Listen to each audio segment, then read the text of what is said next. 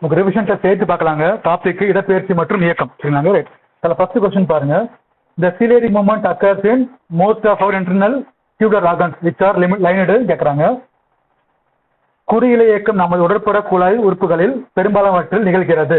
அவை உட்புறம் குறியிலை எபித்திலிய செல்களால் ஆக்கப்பட்டுள்ளது. பின்வரும் எதில் குறியிலை இயக்கம் நிகழ்ச்சி கேட்குறாங்க. ஆப்ஷன் பாருங்க. passage of sperm and ovum through the female reproductive tract ஒன்று. Second macrophages and leukocytes through the blood vessels. Third பார்த்தீங்கன்னா passage of ovum through the female reproductive tract. எதுங்க வரலாம் அதுல? ஆப்ஷன் ஏவா பியா சியா டியாங்க? ஆப்ஷன் சி தான் வரணும். passage of ovum through the female reproductive tract தான் சொல்றாங்க. நான் சொல்லுவோம்னா சிலைன்னு சொல்ல போறோம். அடுத்து பி எங்க வரும் நமக்கு? ஆப்ஷன் பி எங்க வரலாம்? ஃபிளஜெல்லா வரலாம், அமீபா வரலாமாங்க அது? அப்ப ஆப்ஷன் பி பார்த்தீங்கன்னா அமீபாய்ட் மூமெண்ட். என்னன்னா என்கல்ஃப் பண்றது. விழுங்கும் பார்த்துருப்பீங்களாங்க? ஒரு ஸ்ட்ரக்சர் என்ன பண்ணும், ஒரு சைட்டை போயிட்டு அப்படியே ஃபுல்லா என்கல்ஃப் பண்ணி ஃபுல்லா முழுங்கிடும் பார்த்துருப்போம்ல, அது அமீபாய்ட்னு சொல்ல போறாங்களே. அடுத்து ஆப்ஷன் ஏ எங்க வரலாம்? ஆப்ஷன் ஏ எங்க வரலாம்? ஃபிளஜெல்லா மூமெண்ட் வரலாமா நமக்கு? மூமெண்ட் ஆஃப் ஸ்பெர்ம்ஸ் பார்த்துருப்பாங்க நாம. ஆமா தானங்க? மூமெண்ட் ஆஃப் ஸ்பெர்ம்ஸ்ங்கிறது அமீபாய்டா இல்லைன்னா சீலேரியா இல்லைன்னா எதுல வரும்? ஃபிளஜெல்லால வருமா? ஃபிளஜெல்லா பார்த்துருப்போம்ல. அப்ப ஆப்ஷன் ஏங்கிறது சொல்ற புரியுதுலங்க? ஆப்ஷன் ஏ வந்து ஃபிளஜெல்லா மூமெண்ட்டுங்க. என்ன அர்த்தம் அப்படின்னா நீந்தி போகும் பார்த்துருப்பீங்கல்ல, நீந்தது தான் ஃபிளஜெல்லா மூமெண்ட் சொல்லுவாங்க. ஆப்ஷன் பிங்கிறது அமீபாய்ட் மூமெண்ட்னா நகராது, என்கல்ஃப் பண்ணும், முழுங்கும் பார்த்துருப்பீங்கல்ல. ஒரு வைரஸ் இருக்கிறதுனா என்ன பண்ணுன்னா ஒரு ஆர்கானிசம் போயிட்டு அப்படியே கிட்ட போயிட்டு அப்படியே ஃபுல்லா வளைச்சு உள்ள முழுங்கிற அப்படி அமீபாய்ட் பார்த்துருப்போம். ஆப்ஷன் சி பார்த்தீங்க அப்படின்னா சில அப்படி வளைவா போறது பார்த்துருப்போம்ல, அது ஆப்ஷன் சி. அங்க பார்க்கும்போது ஆப்ஷன் சி தான் என்ன வரும்? சீலேரிக்கு வரப்போகுது. சரிங்களாங்க? ரைட். அடுத்த கொஸ்டின் பாருங்க.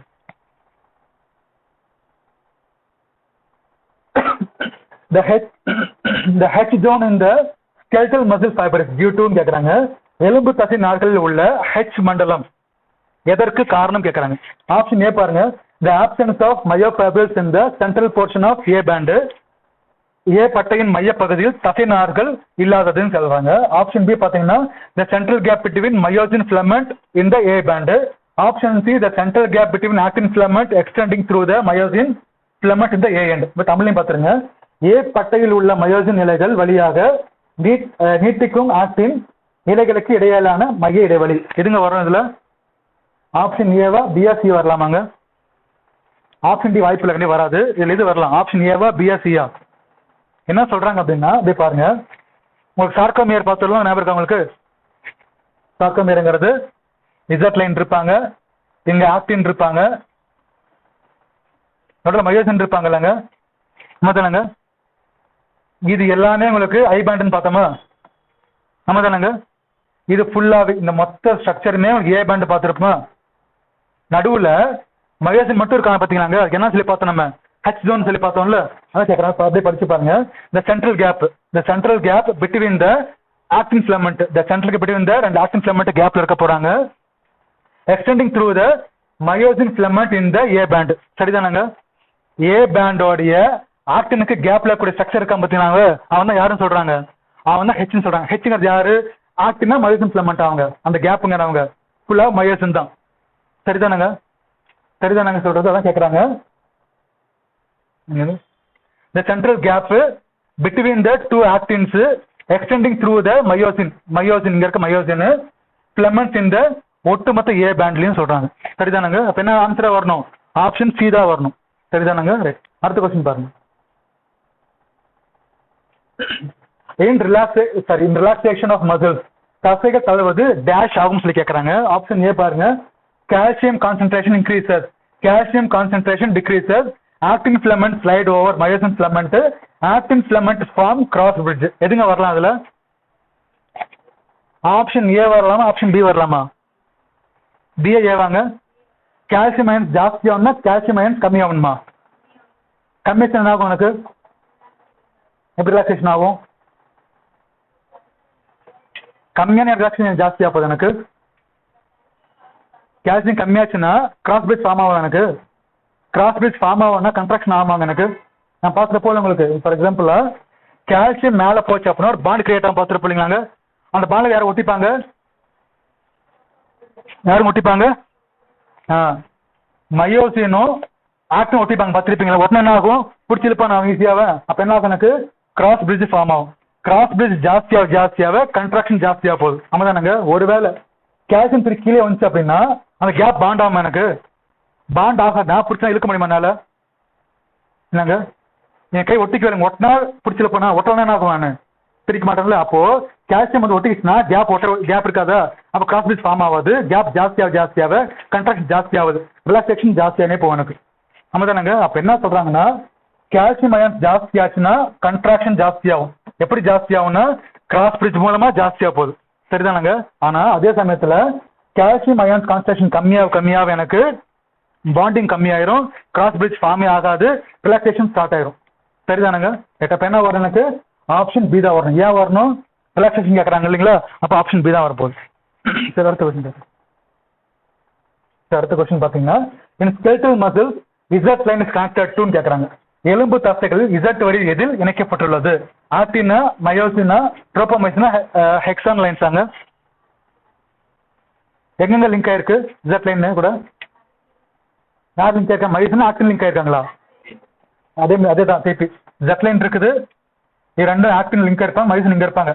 இது ஆக்டின், இது மயோசின், இசட் லைன். என்ன கொஸ்டின் கேட்கறாங்க, இசட் லைன் கூட யார் லிங்க் ஆயிருக்காங்க, ஆக்டினா மயோசினா. ஆப்ஷன் பார்த்தோம்னா ஆப்ஷனுங்க ஏ, அப்போ ஆப்ஷன் ஏ தான் வரப்போகுது, ஆக்டின் தான் வரப்போறாங்க. அடுத்து பாருங்க, அடுத்த question. The last two pairs of ribs are named floating ribs because கேட்கறாங்க. என்ன காரணம் சொல்லி கேட்கறாங்க, அதாவது தமிழ்ல பாருங்க, கடைசி 2 ஜோடி விலா எலும்புகள் மிதக்கும் விலா எலும்புகள் என்று அழைக்கப்படுகிறது. என்ன காரணம் சொல்லி கேட்கறாங்க. என்ன காரணம் நம்ம ஏன் ஃப்ளோட்டிங் போன்ஸ் ஃப்ளோட்டிங் ரிப்னு சொல்றோம், அது எங்க பேட்ச் ஆயிருக்கு, எங்க ஃப்ரீயா இருக்கும், அது பேக் சைடுல ஒட்டி இருக்கும், ஃப்ரண்ட் சைடுல எந்த ஃப்ரண்ட் ஸ்டெர்னமா இல்ல எங்க அது வராது இல்லைங்களாங்க. இந்த ஆப்ஷன் பாருங்க, இங்க சொல்லி பாருங்க, ஆப்ஷன் சி பாருங்க, the sternal part remain free and do not even reach the sternum. சரியா தப்புங்களாங்க, அது சரிதானங்க. ஃப்ரண்ட் சைடுல ஃப்ரீயா இருக்கும், பேக் சைடு ஒட்டி நிற்கும் இல்லைங்களாங்க, ஃப்ளோட்டிங் மிதக்கும் பாக்குறதுக்கு, முதலங்க அதான் சொல்றாங்க. ஃப்ரண்ட் சைடுல தான் ஸ்டெர்னம் இருக்க போகுது, அப்ப இங்க ஒட்டி நிற்காது, பேக் சைடு ஒட்டி இருக்கும்ல, இங்க ஃபுல்லாவே ஃப்ரீயா தொங்கிட்டு இருக்கும். அப்ப என்ன ஆன்சர்னா ஆப்ஷன் சி தான் வரப்போகுது. தமிழ்லையும் பாத்துங்க, அவை மார்பெலும்புடன் இணையாமல் இருக்கும் மற்றும் அவை மார்பெலும்பை கூட அடைவதில்லை, அடையாதுன்னு கேட்கறாங்க. அப்ப சி தானே வரும் நமக்கு, அது மார்க் பண்ணிக்கணும். அடுத்த கொஸ்டின் பாருங்க, 6th question.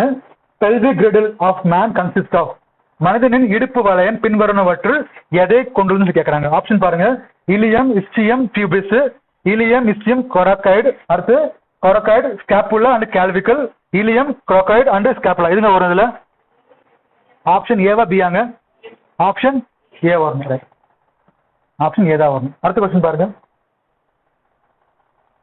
select the correct answer with reference to the characteristics and example of a synovial joint. அதான் முக்கியம். in humans தமிழ்லையும் பாத்துருங்க, மனிதனில் உள்ள சைனோவியல் மூட்டின் பண்புகள் மற்றும் உதாரணத்துடன் சரியான பதிலை தேர்ந்து கேட்கறாங்க. ஆப்ஷன் பாருங்க, அதுங்க வரலாம் அதுல, ஆப்ஷன் ஏ, பி, சி, இது வரலாம் அதுல, சி வரலாமா, அதை படிச்சு பார்த்தலாமா, சி மட்டும் பாருங்க. fluid filled synovial cavity between the two bones joint between the atlas and the axis. சரியா தப்புங்களாங்க, அது சரிதானங்க வரப்போகுது. தமிழ்லையும் பாருங்க, 2 எலும்புகளுக்கு இடையே உள்ள இடைவெளியில் யார் ஃபில் ஆயிருப்பாங்க சொல்றாங்க, யாரும் ஃபில் ஆயிருப்பாங்க, திரவம் ஃபில் ஆயிருக்குமா, அது பேர் தான் சைனோவியல் திரவம் அப்படின்னு சொல்றாங்க. நிரப்பப்பட்டுள்ளதால் சைனோவியல் மூட்டைகள் உருவாகுதுன்னு சொல்றாங்க. சரிதானுங்க, அப்ப நமக்கு அது சரிதான் இருக்க போகுது. அப்போ ஆப்ஷன் சி. அடுத்த கொஸ்டின் பாருங்க,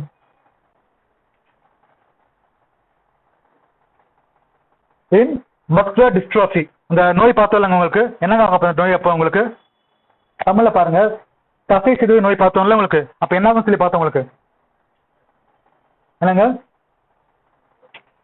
என்னங்க பார்த்தோம், பேரலைஸ் ஆகும் சொல்லி பார்த்தோமா, இந்த டீஜெனரேஷன் ஆஃப் ஸ்கெலெட்டல் மசில்ஸ் சொல்லி பார்த்தோமா, அதான். அப்ப ஆப்ஷன் நேராக கொடுத்துட்டாங்க, progressive degeneration of skeletal muscle. தமிழ்லையும் பாருங்க, எலும்பு தசைகள் முற்போக்கான தசை சிதைவுன்னு சொல்றாங்க, ஜாஸ்தியானே போகும், புரிஞ்சுங்க, ரைட். அதான் சொல்றாங்கன்னா மஸ்குலர் டிஸ்ட்ரோஃபின்னு சொல்லுவாங்க. அடுத்த கொஸ்டின் பாருங்க,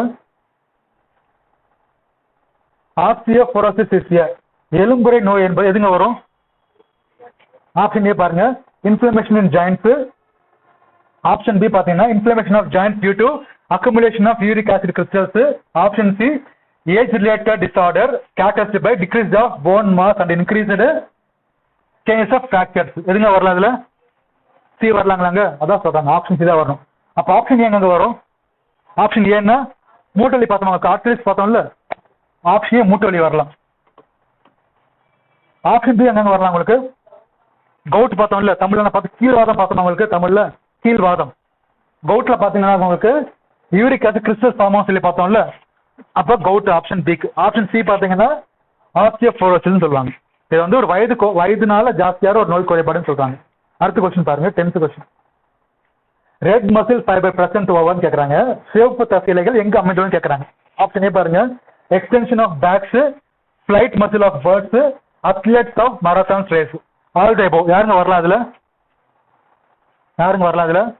3 பேருமே வருவாங்க இதுல. ஆல் தி அபோவ் தான். அதாவது யாரும் ரொம்ப ஹார்ட் ஒர்க் பண்றாங்க இல்லைங்களாங்க, மசில் ரொம்ப ஸ்ட்ராங்கா இருக்கும். ஆமா தானங்க, மசில் ஸ்ட்ராங்கா ஏன்னா ஜாஸ்தி சொல்லி பாத்தீங்கன்னா உங்களுக்கு ஃபிளமெண்ட் ஜாஸ்தி ஆகும்.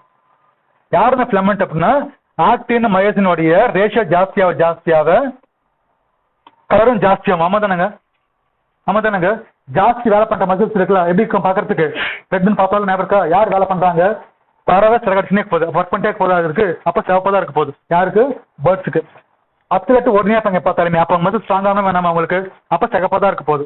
ஆப்ஷன் ஏ பாருங்க, எக்ஸ்டென்சர்ஸ் ஆஃப் பேக்ஸ், முதுகையும் நீச்சி தசைகள் எல்லாமே எப்படி ரொம்பவே சிகப்பா தான் இருக்க போகுது. சரிங்களா? அப்ப என்ன வரணும்னா ஆல் ஆஃப் தி அபோவ் தான். ஏன்னா 3 பேருமே ரொம்ப ஹெவி ஒர்க் பண்றாங்க, ஹெவியா ஃபங்க்ஷன் பண்றாங்க. எப்படி மசில் பாக்குறதுக்கு ரெட்டா தான் இருக்க போகுது. சரிதானுங்க?